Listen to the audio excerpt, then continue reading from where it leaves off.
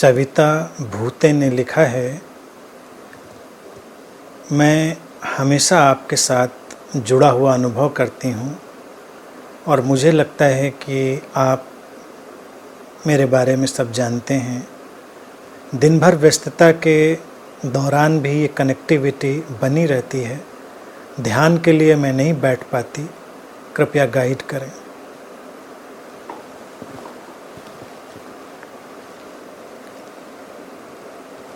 देखिए, ये प्रेम है, ये एक हृदय का भाव है जो हमको कनेक्टेड फील करवाता है।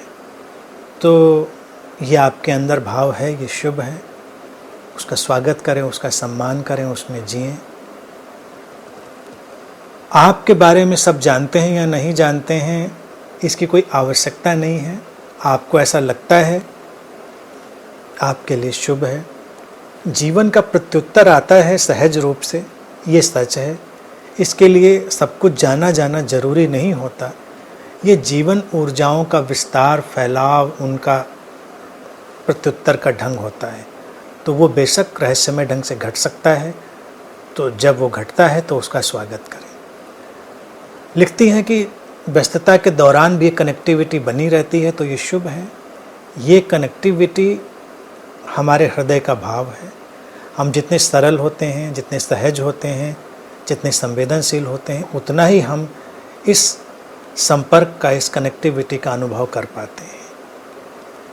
कनेक्टिविटी का तात्पर्य ही ये है कि हम उस टीचिंग को जीते हैं, हम उसको अपने जीवन में किसी न किसी रूप में उतारते हैं, तो हम जुड़ा हुआ अनुभव करते हैं। अगर हम जुड़ा हुआ अनुभव करते हैं और टीचिंग को हम अपने दैनिक जीवन में जीते हैं, तो अलग से ध्यान में बैठने की कोई ज़रूरत भी नहीं है। अलग से ध्यान में बैठना उपयोगी है, सहयोगी है, लेकिन आवश्यक नहीं है। तो अगर आपको लगता है कि अलग से ध्यान में नहीं बैठ पाते हैं, तो कोई बात नहीं। कभी केवल रिलैक्सेशन के लिए, विश्राम के लिए आधा एक घंटा शांति से बैठें, वही ध्यान है।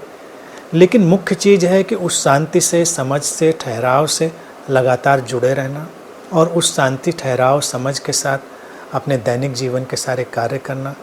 तो वो ध्यान की ही अवस्था है। अगर वो घट रही है तो शुभ है, उसका स्वागत करें, उसके लिए अनुग्रहित अनुभव करें।